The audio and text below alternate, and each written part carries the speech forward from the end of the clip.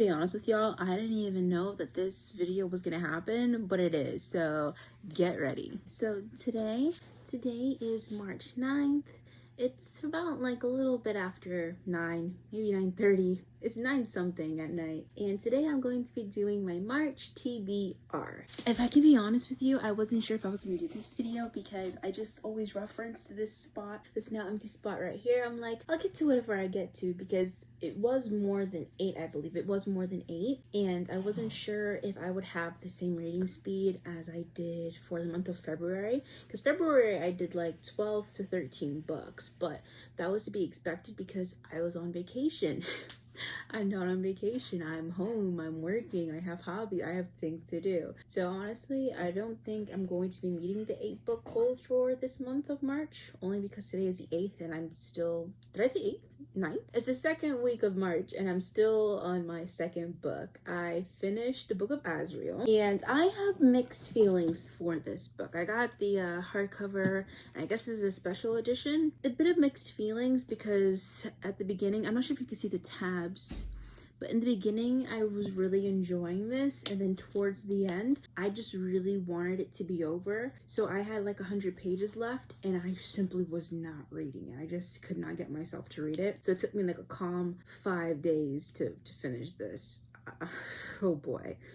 I will say that now that I've been reading more fantasy, and then especially after reading Quicksilver, I'm realizing that these are very book talk coded. Like, they're very similar, even in the fact that I had to realize that this came out before before Brimstone, because there was a line where, what's his name? I think Liam, where Samkiel is speaking to Drew, the vampire friend of Diana, and he's like, do you love her? And he's like, I love her, but I'm not in love with her.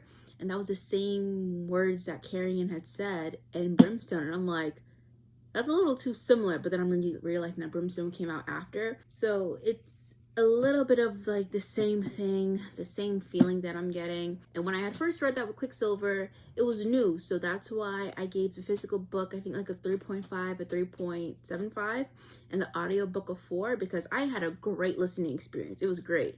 And the reading was good. It was calm. This, I think it is a good book. There, like I said before, there were moments where I was interested, I was engaged, and then moments where I'm just like, that's very plot convenient, or that doesn't make sense, or this doesn't feel character consistent. Then again, I'm not a literature professional. I don't have a literary degree. I can only tell you how I feel and my own opinions, and that's what you're here for. My opinion. So this was the first book of March. So that's 1 book down. The second book that I am currently reading is called Gleam. This is the 3rd book of the Plated Prisoner series, and I started this 2 days ago. I read it maybe like around up to like page 40 something, or maybe 30 something. I didn't get too far. It was I had just came back from snowboarding for the first time, so I didn't really have too much time to read, and I had planned to read it yesterday, and I just never did. And I didn't read today either. I don't plan on reading today. It's already about to be like 10, so I'm just gonna leave today as a break day. I finally started streaming again after a while, so I'm, just editing videos and all that other things. Maybe this might be more of a break month where I'll chill from reading for a little bit. This is the 2nd book of the month, and I realized that for me personally, when it comes to reading, once I start something, I need to finish it, because if I don't, it's gonna end up like all these other books that I have here and that I have, you can't see on the other side, but it's basically like 2 shelves based off books that I've started and not finished. That's why it's important for me now that when I start a book, even if like I'm tempted by something else, I need to finish what I have here or DNF it, so that way I'm not just left with more books I started and not finished. Because once I stop, it's hard to get back in, and I don't want to end up in a reading slump. So yeah, that's actually why I started reading Gleam, because towards the last 100 pages for Book of Azrael, I just really really wanted to read Gleam. I really wanted to, and now I have it and I don't feel like reading it. So it's really funny. I think it's because in the beginning it got me upset. I didn't like how Oren was mad at Rip or Slade. I feel like I can understand how him lying to her brought back trauma because she's getting over being with Midas. It just felt like part of that anger was misdirected. Like maybe she can't direct it at Midas, so that's why she directed it at Slade. He was like, bro, like, why are you mad at me? Like, you're not mad at your king, but you want to be mad at me? Like, go direct that at him. And she's like, don't bring Midas into this. And I'm like, just the whole interaction, the whole conversation just had me rolling my eyes. I was just like, what was the point of this? Like, I just didn't feel that her anger was valid. I never really too much understand the, oh, you hid your identity from me, I hate you. I never really understood the anger that stems from that. In Daughter of No Worlds, that makes sense. That makes sense. Oh, I'm wondering if I should count that in this book, in this haul too. Well, no, because I started it in February, but I finished it March 1st, so it kind of goes hand in hand. But for Daughter of No Worlds, Desana was angry at, I forgot who it was that had taken her. It was Zareth. I wasn't expecting it to be Zareth, but when Tisana finds out Zareth, like who Zareth is, what his rank is, she was, I think she was angry. She didn't want to delve into that emotion because her being angry, what would that do? But she was angry and betrayed, and all of those are valid reasons because he had the power to help her and chose not to. Slade not telling Oren who he was changed literally nothing. He said, I couldn't trust you, and that is an absolutely fair statement because without even knowing who he was, she went and said Pidgeys over to Midas. So it's like, if I had told you that I was the commander, what would happen then? You definitely would have told Midas then. So he was completely valid in not telling her who she was. So her being upset me. So maybe that could have been part of the turnoff for me, but I really am enjoying the series. I think all in all, it will probably end up being a 4-star series because it's a good depiction, in my opinion, of Stockholm Syndrome, because you can kind of feel the struggle of going from like being groomed and loving someone to kind of realizing that it's not as great and that you're not really seeing what other people are seeing, and then trying to escape, you know, wanting to but not being able to leave. I am enjoying that, and I enjoy this book too, I will say. There's a couple of tabs here. Maybe towards the end, I feel like it did like the typical fantasy thing where it's kind of like, okay, whatever. But towards the beginning and middle part, I was really enjoying this book, and I can't wait to start book 2. So now I'm gonna go over the rest of the books that I plan on reading, well, that I want to read for this month, and then for the March wrap up, we'll see if we'll actually get to it. Okay, I think we're gonna do it in order of what I'm like eager to read first. Okay, so first up on the list is going to be Jade City. Oddly enough, when I had done that book haul, I think I posted it already, you should have seen it. This was one of the books I had wanted to read, but then it kind of got put on the back burner because I was trying to read all these books that I had recently gotten. And now that I've like knocked out the immediate ones that I really wanted to read, this has low-key been on the back of my mind because something in me is just telling me that this is going to be a good book. And I don't know if YouTube is listening to me or what's going on with the algorithm, but then low-key some booktubers that I watch are talking about this. You're like, oh yeah, it was a great series, and I'm like, oh, what a coincidence. I low-key want to start reading this. So quick synopsis to my understanding, this is about a family and the city runs on jade and they manufacture jade. And apparently from what I've heard of other people saying, it's like multi-generational. And some people say, like, even though it's really good, of course, all good things have flaws. And apparently some of them is like things are too coincidental or things of that nature. But overall, it's good. Like, there's flaws, but it pales in comparison to the pros, essentially, I guess. So I can't wait to start reading it. It's a trilogy. Next on this list, I would probably have to tie it with either the Poet Empress or the Jasad Heir. I have yet to hear a single bad thing about the Jasad Heir. I haven't heard anybody say anything bad or negative, so it makes me excited to read it. It's a duology. I think the only downside is that it's new in terms of like the last book that came out, I think called The Jasad Crown. It's only in hardcover. So either I read this and then I wait until it comes out in paperback, or I get the audiobook. That would be the one downside for me. I'm not sure if I started it in March, but I also finished Brimstone. That one is probably going to be like a 3.5, because just like Quicksilver, it was a cool. Oh, did I just bend the book? Bro, I think I just bent the book. I'm like, oh my god. Anyway, it was just long. Like, just like with Quicksilver towards the end, it's just like really long. I think it's because the dialogue is like super duper long. And I will say this about Quicksilver, because I am also doing like a Quicksilver reading vlog, and I'm gonna do like add that onto Brimstone. I think part of it is that it literally just feels like a large just dick measurement contest. Like, everyone just has like their sacks just like hanging, and they're trying to figure out which one is longer or bigger than the other. And it's like I don't care. I really just don't care at this point. So it's like, I enjoyed it, but it's like, bro, get over yourself, honestly. What is this book about? I don't know, but I think there's like enemies to lovers in it. I don't know if it's genuine enemies to lover or if it's enemies to lovers, you know? So I'm going into this blind, so hopefully I will enjoy it.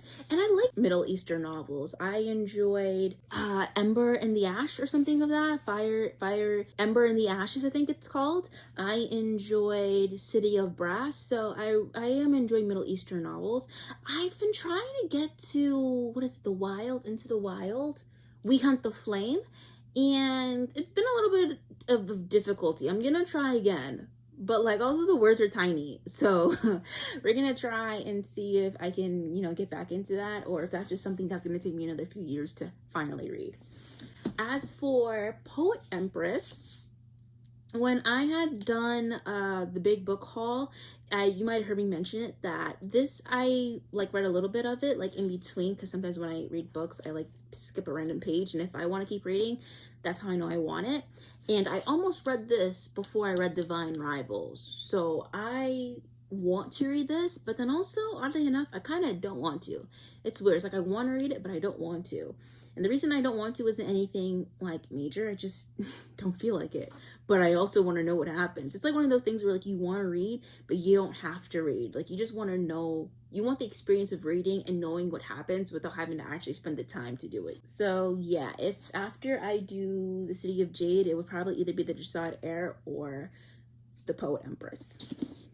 What is this about? Let me see. I believe that it is a girl who lives in poverty.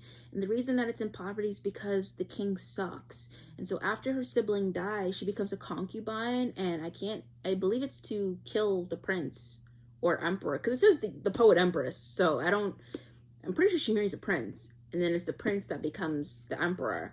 But they end up falling in love. I'm pretty sure. That's it. That's all I know. But I'm sure there's court intrigue, because the harem, oh boy, that is a nightmare.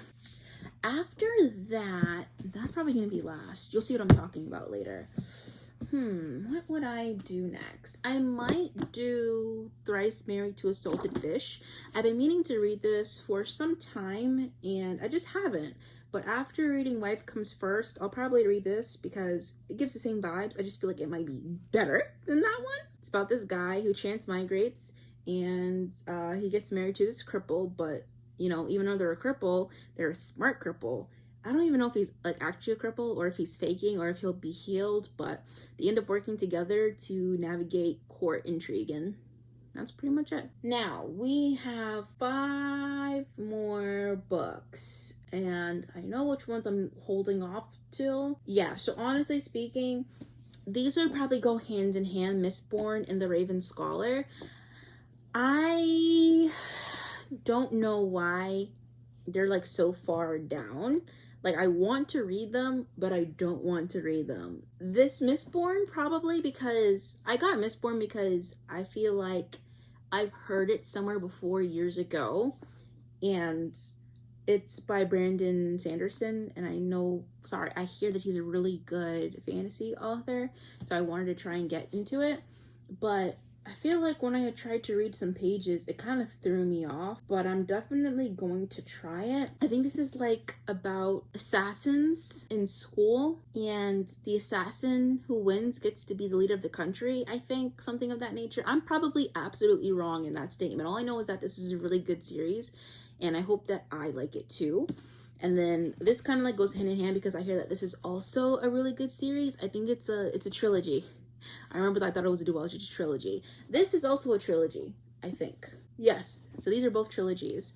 I have not heard a single person say anything bad about this book. I don't think I've heard anyone say anything bad about this book either. Not that I could remember. I think maybe what threw me off is like how big it looks. I hope I like this book. Maybe I will. And you know what? Maybe you'll even end up getting bumped up the list because just looking at how big the text is not too tiny, so it doesn't seem like I'll be miserable reading it. What is it about? I don't know. I guess it's about a girl who goes to school. It's called The Raven Scholar, so she has to be a scholar in something. And that's pretty much it. So now we have the final 3 books. I honestly, I know what I'm not gonna read. I just not sure what comes next.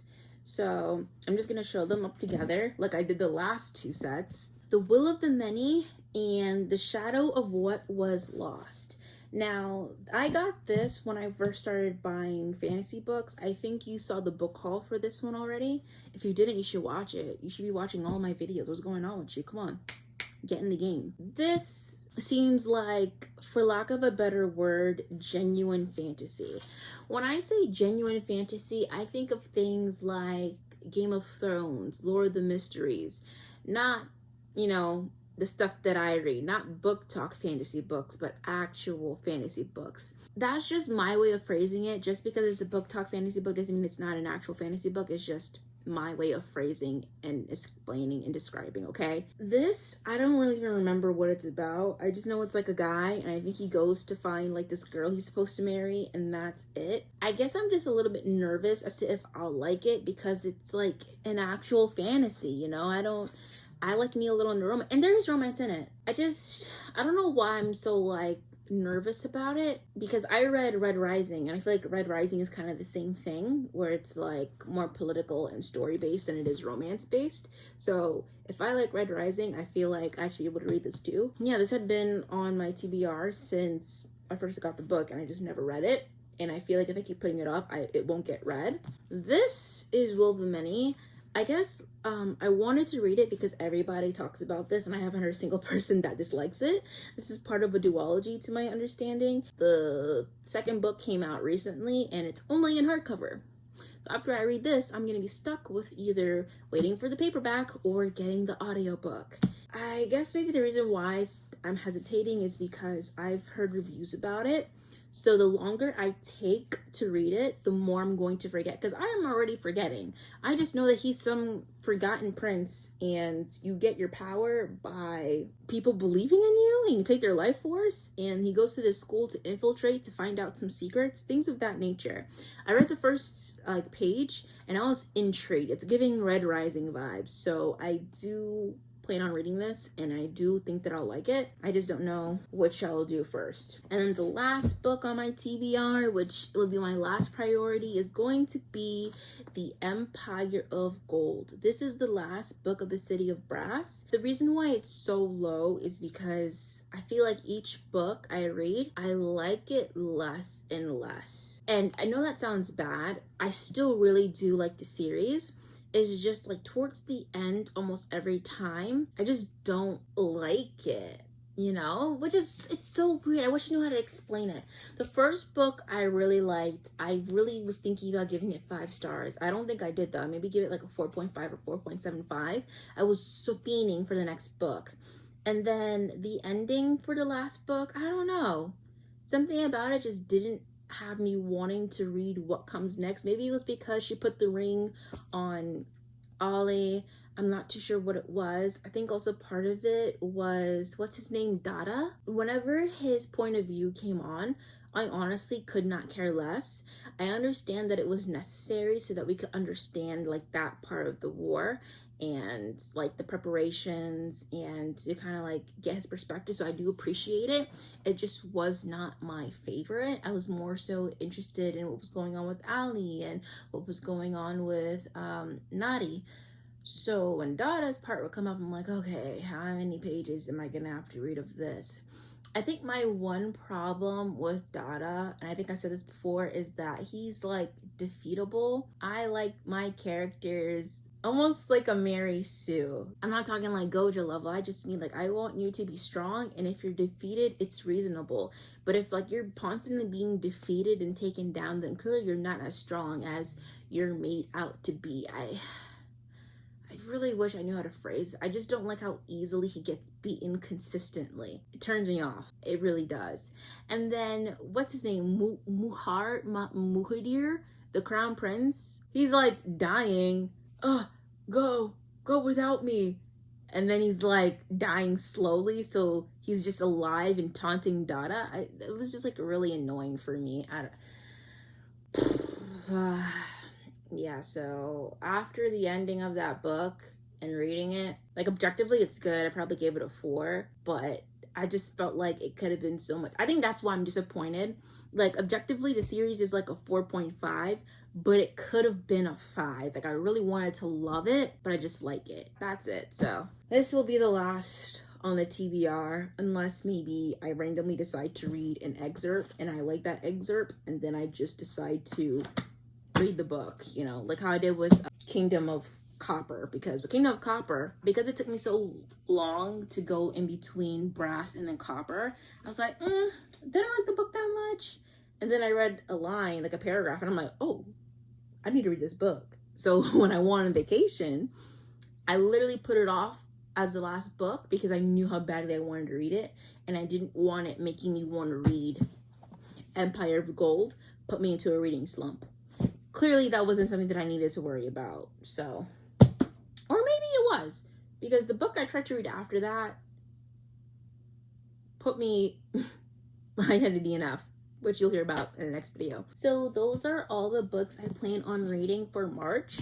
I'm going to add one more. I'm gonna probably read a BL because I haven't touched one in a few months and I need to start getting those down for the videos.